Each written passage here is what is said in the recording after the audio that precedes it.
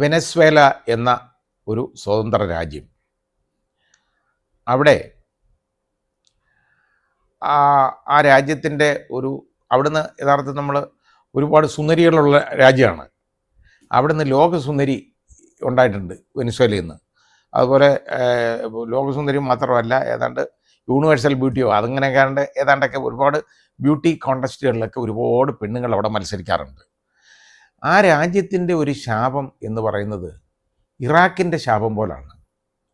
അവിടെ ഓയിൽ റിച്ചാണ്, ഒരുപാട് എണ്ണയുള്ള ഒരു രാജ്യമാണ്. അപ്പോൾ അത് അവർക്കൊരു ശാപമായി മാറി. ഇറാഖിൻ്റെ ശാപം എന്ന് പറയുന്നത് അതായിരുന്നു. ഇറാഖിനെ ഭരിച്ചുകൊണ്ടിരുന്ന ആളിൻ്റെ ശാപമൊന്നുമല്ല ഇറാഖിനുണ്ടായത്. അയാൾ എന്ത് ചെയ്തിട്ടാണ്? അയാളൊന്നും ചെയ്തിട്ടില്ല. അപ്പം അയാൾക്ക് അവിടെ കെമിക്കൽ ഈ പ്രതിരോധത്തിന്, അതായത് കെമിക്കൽ വെപ്പൺസ് ഉണ്ട്, അതുകൊണ്ട് അത് ലോകത്തിന് ഭീഷണിയാണ് എന്നൊക്കെ പറഞ്ഞുകൊണ്ടല്ലയോ അന്ന് അവിടെ അടിച്ച് കയറിയിട്ട് അവിടെ യഥാർത്ഥത്തിൽ ആ രാജ്യം മുഴുവൻ നശിപ്പിച്ചു. അവിടെ ഉള്ള ഒരുപാട് പേരെ കൊന്നു. അവിടെ എല്ലാം ബോംബിട്ട് അവിടുത്തെ ചരിത്ര സ്മാരകങ്ങൾ മുഴുവൻ നശിപ്പിച്ചു. ഏറ്റവും നല്ലൊരു ലൈബ്രറി ബാഗ്ദാദിലുണ്ടായിരുന്നു, അത് മുഴുവൻ തരിപ്പണമാക്കി നശിപ്പിച്ചു. ലോകത്തെ ഏറ്റവും വലിയൊരു ലൈബ്രറിയാണ്, അത്രത്തോളം വലിയൊരു ലൈബ്രറി ആയിരുന്നു ബാഗ്ദാദിൽ. അതെല്ലാം നശിപ്പിച്ചു. അവിടുത്തെ എല്ലാ സ്മാരകങ്ങളും നശിപ്പിച്ചു. ചരിത്ര ശേഷിപ്പുകളൊന്നും ഇല്ലാതാക്കി. അവസാനം എന്താ, അവിടുന്ന് എണ്ണ പമ്പ് ചെയ്ത് അമേരിക്കയ്ക്കും ഇസ്രയേലിനുമായിട്ട് കൊടുക്കുമ്പോൾ ഇതോടുകൂടി അവിടെ വേറെ പ്രശ്നമൊന്നുമില്ല. ഇറാഖ് നശിച്ച് നാമാവശേഷമായി.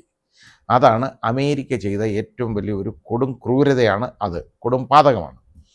ഇപ്പോൾ പ്രശ്നം നോക്കുമ്പോൾ എന്താണെന്നറിയോ, വെനസ്വേല, ഇറാൻ തുടങ്ങിയ രാജ്യങ്ങളെന്ന് പറയുന്നത് ഓയിൽ വളരെ റിച്ചാണ്, എണ്ണയിൽ. ആ ഭാഗം എന്ന് പറയുന്നത് അങ്ങനെയാണ്. അപ്പോൾ വെനസ്വേല ഇപ്പോൾ വെനസ്വേല അങ്ങനെ ചെയ്തു, ഇങ്ങനെ ചെയ്തു. ഇല്ല, ആട് വെള്ളം കലക്കി എന്ന് പറഞ്ഞില്ലേ, ആട് വെള്ളം കലക്കി എന്ന് പറയുന്നത് പറഞ്ഞുകൊണ്ട് ഒരു കാരണം കണ്ടുപിടിച്ചിട്ട് ചെന്നായി ആടിനെ കൊല്ലുന്നുണ്ട്. ആട് വെള്ളം കലക്കുന്ന ഇവിടെ, ആട് വെള്ളം കലക്കി എന്ന് പറഞ്ഞാൽ ആട് വെള്ളം കുടിക്കാൻ ഇറങ്ങി, അത് താഴെയാണ്, ചെന്നായി മുകളിൽ നിൽക്കുന്നത്. ഈ വെള്ളം കലങ്ങിയാൽ ചെന്നായിക്ക് പറ്റുമോ എന്ന് പറഞ്ഞതാണ് ഇപ്പോൾ കാണുന്ന കാര്യം. വെനസ്വേലയുടെ ഭരണം വലിയൊരു കുഴപ്പമാണ്. അവിടെ സ്വേച്ഛാധിപതിയാണ് അവിടെ ഭരിക്കുന്നത്. അതൊക്കെയാണ്, അത് ആ രാജ്യത്തിൻ്റെ കാര്യമാണ്, ആഭ്യന്തര കാര്യമാണ്. ആ രാജ്യത്തിൻ്റെ ആഭ്യന്തര കാര്യങ്ങളിൽ ഇടപെടേണ്ട കാര്യം വേറെ ആർക്കെങ്കിലും ഉണ്ടോ? പക്ഷേ അമേരിക്ക അവിടെ അങ്ങോട്ട് ബോംബിട്ട് അങ്ങോട്ട് നശിപ്പിച്ചു. അവിടുത്തെ ഭരണാധികാരി അയാളെയും അയാളുടെ ഭാര്യയും കണ്ണ് കെട്ടിയാണ് പിടിച്ച് അമേരിക്ക കൊണ്ടുപോയത്. ഇനി അവർ US നിയമങ്ങളനുസരിച്ച് അവിടുത്തെ വിചാരണ നേരിടണം. ഒന്ന് ആലോചിച്ച് നോക്കിക്കോളൂ, ഒരു രാജ്യത്തിൻ്റെ ഭരണാധികാരിയാണ് ഈ പിടിച്ചുകൊണ്ട് പോകുന്നത്. കാരണം അമേരിക്കയ്ക്ക് ഇതേപോലെ വലിയ കഴിവുണ്ട്, ഏറ്റവും വലിയ സൈനിക ശക്തിയാണ്. അപ്പോൾ അമേരിക്ക വിചാരിച്ചാൽ ഒരുപാട് കാര്യങ്ങൾ ചെയ്യാൻ പറ്റും. അതിന് ചെറുക്കാനൊന്നും ഇവർക്ക് കഴിവില്ല, പാവങ്ങളാണ്, ഇവരെ കൊണ്ട് അതൊന്നും പറ്റിയല്ല. വെനസ്വേലയുടെ സൈനിക ശക്തി എന്നൊക്കെ പറയുന്നത് അമേരിക്കയായിട്ട് ഒരിക്കലും കമ്പയർ ചെയ്യാൻ ഒക്കാത്തതാണ്. അപ്പോൾ ഇപ്പോൾ സംഭവിച്ചേക്കുന്നത്, അവിടുത്തെ പ്രതിപക്ഷ നേതാവ് അവരെ ജയിലിൽ പിടിച്ചിട്ടതാണ്. അത് ഭരണാധികാരി ചെയ്ത ഏറ്റവും വലിയ തെറ്റാണ്. അവർ ജയിലിൽ ഇട്ടത്, അവരെ ഇനി ഭരിക്കാൻ അവർക്ക് തിരഞ്ഞെടുപ്പിൽ മത്സരിക്കാൻ അവകാശമില്ല, യോഗ്യതയില്ല, ഈ ഒരു റെപ്രസെൻറ്റേറ്റീവായിട്ട് ഇരിക്കാൻ, പ്രതിനിധിയായിട്ട് ഇരിക്കാൻ അവർക്ക് യോഗ്യതയില്ല എന്നൊക്കെ അങ്ങ് വിധിച്ചു. അതെല്ലാം അവിടുത്തെ ഭരണാധികാരി ചെയ്തതാണ്. ഒരു ഏകാധിപത്യം പോലെ അവിടെ ചെയ്തു എന്നുള്ളത് ശരിയാണ്. പക്ഷേ അമേരിക്കയ്ക്ക് അത് കയറി ഇതിനകത്ത് കൈയിടാൻ എന്താ കാര്യം? എന്നാൽ ഇതിനി അവിടുത്തെ പ്രതിപക്ഷ നേതാവിനെ ഇതിനെ സ്വാഗതം ചെയ്തെങ്കിലും അവർക്ക് കൊടുക്കും? ഇല്ല. അതിന് പറയുന്നത് എന്താണെന്നറിയോ, വെനസ്വേലയുടെ ഭരണം ഏറ്റെടുക്കും എന്ന് അങ്ങ് പ്രഖ്യാപിച്ചു ട്രംപ് അങ്ങ് തീരുമാനിച്ചാൽ മതിയല്ലോ. ഇത് കാരണം ചോദിക്കാനും പറയാനും ആരുമില്ല. അതുകൊണ്ടാണ് അയൽ രാജ്യങ്ങളെല്ലാം ഇതിനെ അപലപിച്ചിട്ടുണ്ട്. ഇപ്പോൾ അയൽ രാജ്യങ്ങളെന്ന് വന്നപ്പോൾ ഇറാൻ അതിനെ അപലപിച്ചു. അതേപോലെ തന്നെ റഷ്യ, ഇതേപോലുള്ള രാജ്യങ്ങളെല്ലാം ഇതിനെ അപലപിച്ചിട്ടുണ്ട്. ഈ യൂറോപ്യൻ രാജ്യങ്ങളും എല്ലാം.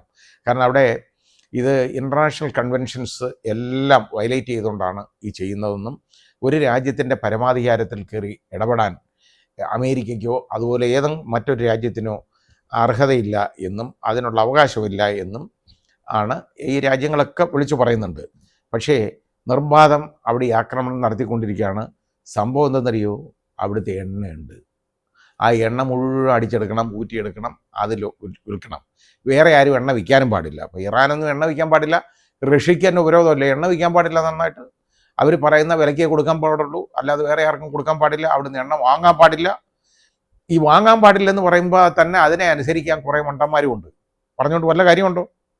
അവിടുന്ന് എണ്ണ വാങ്ങരുതെന്ന് പറഞ്ഞു കഴിഞ്ഞാൽ, എണ്ണ വാങ്ങുന്നത് ഞങ്ങൾക്ക് ഇഷ്ടമുള്ളിടത്ത് ഞങ്ങൾ വാങ്ങിക്കും, ഞങ്ങൾക്ക് വിലക്കുറവ് ഇവിടുന്ന് കിട്ടുമ്പോൾ ഞങ്ങൾ വാങ്ങിക്കും, അല്ലെ നിങ്ങൾ ആ വില കുറച്ച് താ എന്ന് അമേരിക്കയോട് പറയണം. നിങ്ങൾ ആ വില കുറച്ച് തന്നാൽ നിങ്ങളുടെ കയ്യിൽ നിന്ന് വാങ്ങിക്കാം, ഇല്ലെങ്കിൽ ഞങ്ങൾക്ക് ഇഷ്ടമുള്ളിടത്തും വാങ്ങിക്കും.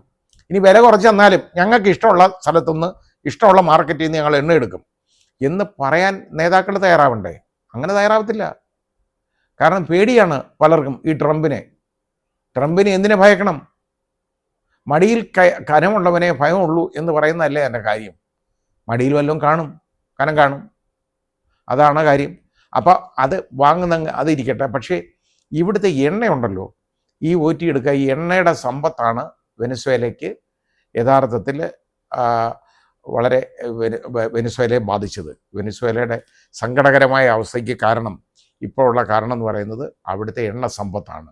ഈ എണ്ണ ഊറ്റാനുള്ള ഒരു ശ്രമമാണ് അവിടെ ട്രംപ് നടത്തുന്നത്. ഇനി അല്ലെങ്കിൽ ഇത് അവിടുത്തെ ഏകാധിപത്യ ഭരണം മാറ്റി ഞങ്ങൾ അടുക്കണം എന്ന് പറഞ്ഞാൽ അവിടെ ഭരണം അവിടുത്തെ പ്രതിപക്ഷത്തിന് കൊടുക്കണം. അങ്ങനെയല്ല, വെനസ്വേലയുടെ ഭരണം ഏറ്റെടുക്കും എന്നാണ് പ്രസ്താവന ഇപ്പോൾ വന്നേക്കുന്നത്.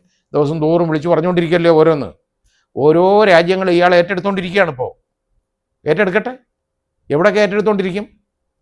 മറ്റ് രാജ്യങ്ങളെല്ലാം ആഫ്രിക്കൻ കൺട്രീസ് ആയാലും അവരെല്ലാം യഥാർത്ഥത്തിൽ പഴിച്ചിട്ടുണ്ട്, ഇതിനെതിരെ പ്രതികരിച്ചിട്ടുണ്ട്. പക്ഷേ അതൊന്നും വലിയ കാര്യമൊന്നുമല്ല അമേരിക്കയെ സംബന്ധിച്ചിടത്തോളം. ആര് പ്രതികരിച്ചാൽ എന്താ? അവരുടെ ഈ പണമുണ്ട്, അവർ സൈനിക ശക്തിയാണ്, അവർക്ക് ശക്തിയില്ലാത്ത ഏതവനെയും ശക്തിയുള്ളവന് കയറി അടിക്കാം എന്ന് പറഞ്ഞ കിരാതമായിട്ടുള്ള ഭരണമാണ്. പണ്ട് ഈ ലോകത്ത് നടക്കുന്ന കാര്യങ്ങളാണ് ഇപ്പോൾ ആവർത്തിച്ചുകൊണ്ട് വരുന്നത്. പണ്ട് നടന്നുകൊണ്ടിരുന്നത് എന്താ? രണ്ടുപേരും അങ്ങോട്ട് നടന്നു, ശക്തിയുള്ള ഒരുത്തൻ അങ്ങോട്ട് നടന്നു പോകും. അവൻ നോക്കുമ്പം എതിരെ ഒരുത്തൻ നടന്നു വരുന്നു, യവനെ കഴിയും അശക്തനാണ്. യവൻ പോയി അവനെ എടുത്തിട്ട് അടിച്ച് നാശപ്പെടുത്തി അവനെ അടിച്ചങ്ങ് കൊല്ലും, എന്നിട്ട് പോകും. എന്നിട്ട് അവൻ വലിയ നേതാവാണ് എന്ന് പറയും. അതാണ് പണ്ടത്തെ കാലമാണ്, അത് പണ്ടത്തെ കാര്യമാണ്. അത് തിരിച്ചു വരുന്നതിൻ്റെ ഒരു ലക്ഷണമാണ് ഇപ്പം നമ്മൾ കാണുന്നത്. അത് ഈ ലോകത്തിന് തന്നെ വലിയ ഭീഷണിയാണിത്. എന്ത് ചെയ്യാനൊക്കും? ഇങ്ങനൊരു രാജ്യത്തെ, വളരെ സുന്ദരമായൊരു രാജ്യമായിരുന്നു വെനസ്വേല, അതിനെ മുഴുവൻ നശിപ്പിച്ചു. അതിൻ്റെ നല്ലൊരു ഭാഗം ബോംബിട്ട് തകർത്തു. ഞങ്ങൾ അവരുടെ സൈനിക ശക്തി ഒരുപാട് ക്ഷയിപ്പിച്ചു. എന്തോന്നാ സൈനിക ശക്തി? അമേരിക്കയുടെ മുമ്പിൽ ഇവർ എന്തെങ്കിലും ശക്തിയാണോ?